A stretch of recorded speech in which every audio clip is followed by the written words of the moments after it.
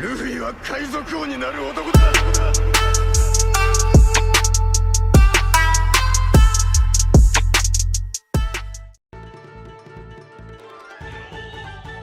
Fala galera, sejam bem-vindos a mais um vídeo no canal Supernovas, o canal favorito do Eiichiro Oda. Meu nome é Samuel e eu cheguei com meu parceiro Leonardo. E aí galera? E hoje nós vamos fazer a review do capítulo 1047 de One Piece, que pessoalmente foi um capítulo que me emocionou bastante. Tem muita coisa pra se falar dentro dele e destaque pra página final que deixou todo mundo em choque. Mas antes de começarmos, uma coisa que já nos pegou foi essa capa colorida. Primeiro, a capa é incrível e é sempre bom ver essas capas de todos os Mugiwara juntos e agora como Momonosuke. Destaque pra essa pose maravilhosa do Jinbe. Mas o que nos deixou mais ansiosos foi o fato dele ter pausado a história de capas pra ficarmos no suspense sobre quem chegou em Holy Cake. Muita gente fala que pode ser o Barba Negra e esse é um dos mistérios atuais que estamos mais curiosos pra ver e essa pausa foi só pra aumentar isso. Mas agora vamos direto pra esse capítulo. O capítulo inicia com Momonosuke e Yamato, nas tentativas frustradas de Momonosuke de fazer as nuvens flamejantes. E em mais uma cena vemos Momo chorando e declarando ser impossível fazer alguma coisa. E aí entramos no flashback da despedida da sua mãe. Vemos uma cena que até hoje, curiosamente, não tínhamos visto em detalhes, que é o momento em que Kinemon e os demais bainhas, junto com Momo, se despedem de Toki e vão para 20 anos no futuro. Enquanto Toki tá pedindo para que Momonosuke vá pro futuro e reviva o clã Kozuki, Momonosuke toma a mesma atitude que estava tomando no presente, ter medo e dizer que isso é impossível. E aí Kinemon entra tentando motivá-lo, dizendo que nesse momento quem sofre mais é a própria Toki, mãe do Momonosuke. E ele diz que a desonra é paga com a vida, e que essa é a tradição da Terra dos Samurais, não só em Wano, mas muito forte na cultura real do Japão. Essa fala e essa cena são muito importantes mais pra frente, mas focando nessa cena, Momonosuke diz algo que eu julgo muito importante. Nós entendemos e também não gostamos das atitudes que o personagem toma. Não é nem de perto o que esperávamos do filho de Kozuki Oden, o maior samurai da história. Isso desde a sua fraqueza e covardia até as cenas que, bom, muito duvidosas e que fez muita gente gostar ainda menos do personagem. Mas brincadeiras à parte, ele diz algo que no fim não deixa de ser verdade. Ele é apenas uma criança. Ele com pouca idade perdeu seu pai, a sua mãe diante dos seus olhos e tem que carregar um fardo de todo um país lendário e escravizado ao longo de 20 anos. E ainda mais, embora tenha acontecido há 20 anos atrás, ainda é algo muito recente pra ele, pois pra ele só se passaram apenas alguns meses. Momo é como Shirahoshi e o Oda com certeza escolheu traçar esse paralelo pros dois. Dois soberanos capazes de controlar seres que têm capacidades destrutivas colossais e que são líderes de nações de guerreiros, mas que no fim são só duas crianças medrosas e choronas. Acreditamos que ele escolheu escrevê-los assim por causa do próprio Luffy, pois é dito na lenda da Ilha dos Tritões que virá alguém que ajudará Poseidon, e aqui eu incluo Momonosuke e Wano, a usar seus poderes de maneira correta. E no fim, é isso que Luffy faz com os dois, e esse pensamento vai implicar na cena final do capítulo, mas vamos seguindo.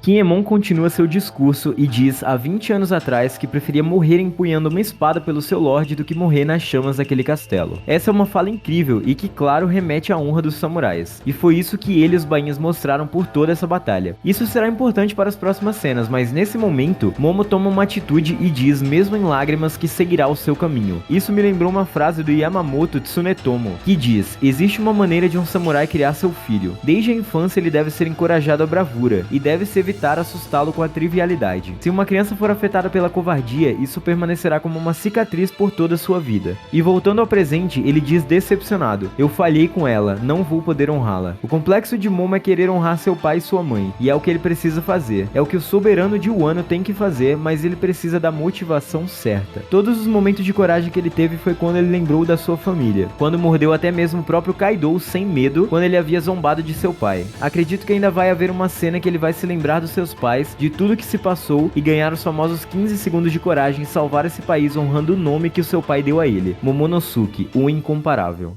Então voltamos para a batalha entre Kaido e Luffy, continuando aquela página dupla insana do capítulo 1046 que todos aguardavam para ver, o golpe do trovão de Luffy.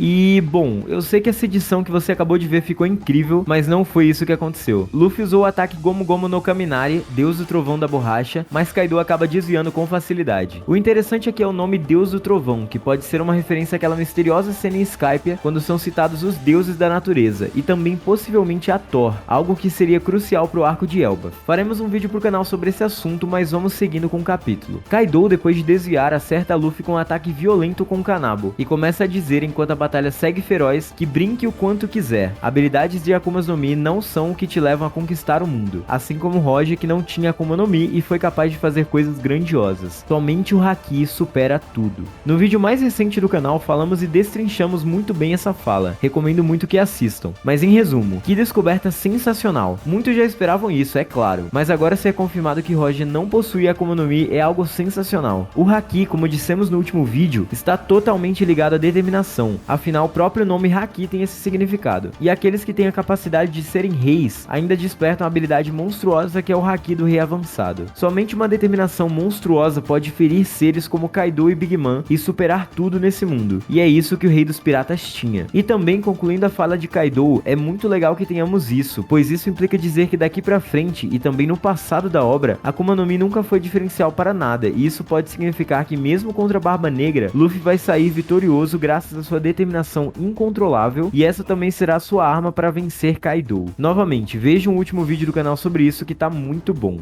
Kaido acerta Luffy numa página insana com Dai Itoku Haimei Hake, trovão dos 8 trigramas divinos do Conquistador da Morte. Isso remete a um deus da sabedoria Imantaka do budismo, que foi capaz de vencer Ema, referência clara à derrota de Oden nesse golpe colossal. Créditos ao OPEC sempre pela curiosidade. O Gear 5 de Luffy, diferente do que muitos diziam, até esse momento não estava se mostrando absurdamente apelão, até porque Luffy mais apanhou do que bateu desde a sua ativação. Os golpes efetivos mesmo, na verdade, foram 2 até o momento, e isso é bom por não ter acabado a batalha facilmente como um deus ex-máquina. Luffy agarra Kaido e vai para os céus, e Kaido mais uma vez vira a forma saco de pancada, quer dizer, a forma dragão, e acerta Luffy nos céus, com diversos golpes, e nesse momento a cena é cortada.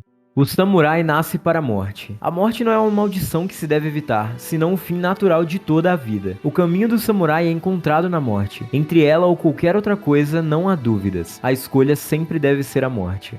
Aqui entramos em páginas que soaram como a honra viva do país de Wano e a esperança de um povo perdido. Essas cenas nos emocionaram e nos fizeram vibrar muito quando a gente estava lendo, e não há dúvidas em como Oda foi preciso em escrevê-las. Vemos a cena dos momentos finais do Festival do Fogo na capital das flores, e enquanto os balões voam aos céus, o som dos tambores, mesmo a onomatopeia utilizada para os tambores do Nika, continuam soando e o povo começa a ouvir uma voz dentre eles dizendo: vão, alcancem as almas daqueles que partiram, soltem os barcos do céu, mantenham o curso, amanhã voltaremos a trabalhar como escravos. E enquanto eles continuam dizendo mantenham o curso, alguns até dizem eu quero viver só mais um ano. E essa cena foi com certeza de quebrar qualquer um. Isso é a memória e a sina de um povo atingido pela dor da escravidão feita por Kaido e pelo maldito do Orochi. E essa cena me lembrou muito a memória do povo Shandoriano aos seus antepassados. Já falamos muito aqui no canal sobre o povo de Shandora ter semelhanças e paralelos com o Wano, até mesmo que cada respectivo povo é a lança e a espada do Nika, já que seus guerreiros usam essas armas e são ligadas ao século perdido. Luffy já libertou um deles, uma das armas, e agora resta o outro. Mas o mais importante aqui é a cultura dos antepassados.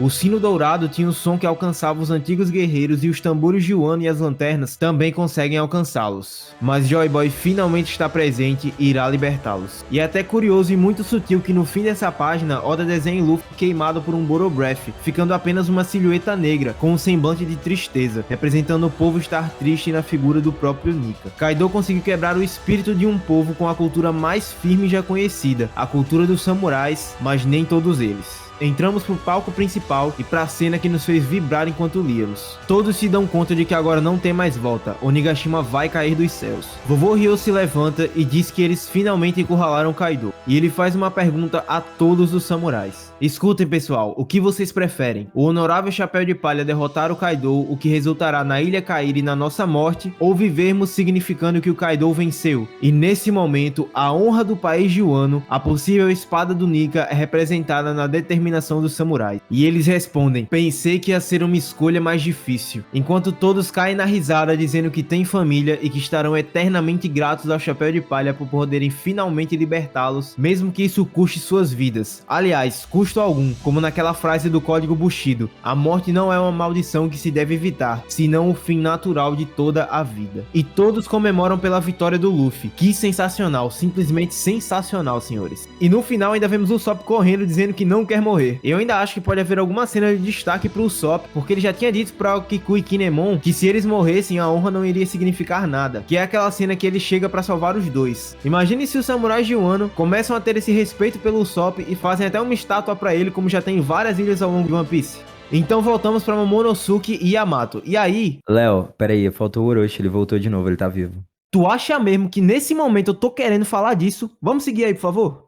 E então, como nada mais de importante acontece depois disso, voltamos a Momonosuke e Yamato. E eles estão absurdamente assustados e, é claro, até a gente que estava lendo ficou. Em uma página dupla simplesmente insana, vemos a mão gigante de Luffy maior que toda a ilha de Onigashima, cruzando o céu de Wano em direção à ilha e a Kaido. Esse provavelmente é simplesmente o ataque mais poderoso de Luffy em toda a obra. Nem mesmo King Kong Gun tem essa magnitude. É um punho fechado, banhado em Haki do Rei junto com os raios das nuvens. Kaido disse que somente o Haki pode superar tudo e Akumas no Mi não tem essa capacidade. Mas e se você estiver diante de alguém com uma Akuma no Mi insana e um Haki monstruoso? Pois é, Luffy agora tem os dois. Talvez esse é o único golpe que vimos até agora na obra que pode superar o Hakai, usado na combinação de Hakis de Big Mom e Kaido, que por sinal o Zoro segurou esse golpe. Mas será que Luffy pode superar isso? Como dissemos, Haki é a determinação e o Haki do Rei é quando a determinação é tão absurda que é capaz de se sobrepor aos demais e sair de dentro de seu corpo. Dessa forma, assumimos que Luffy se tornará o rei dos piratas e que a sua determinação por liberdade é muito maior do que a violência de Kaido. E tendo isso em vista, com certeza ele vai superar os dois. O que Kaido fez a todos os seus inimigos foi quebrar suas vontades e espíritos, fazendo eles perderem a determinação. Mas ele não esperava que Luffy fosse a própria determinação viva, sendo o próprio Joy Boy que ele tanto buscou encontrar. Toda a batalha entre eles foi sobre isso. Qual dos dois é o mais determinado a vencer e a continuar lutando? Kaido tentou quebrar o espírito de Luffy várias vezes, mas nunca conseguiu. E agora Luffy está próximo de quebrar o de Kaido. Se ele conseguir essa façanha, finalmente vai vencer o Yonkou por completo e tomar o que ele ainda quer tirar de Kaido. Para todos os efeitos, esse parece ser o momento final dessa batalha. A forma como eles lutaram até agora nos lembrou muito a luta entre Luffy e Enel, pois em vários momentos ela foi cortada para mostrar outras cenas e no final ficou a tensão de um golpe final nos céus, enquanto todo um povo aguardava pelo desfecho da luta. A mesma estrutura desse capítulo.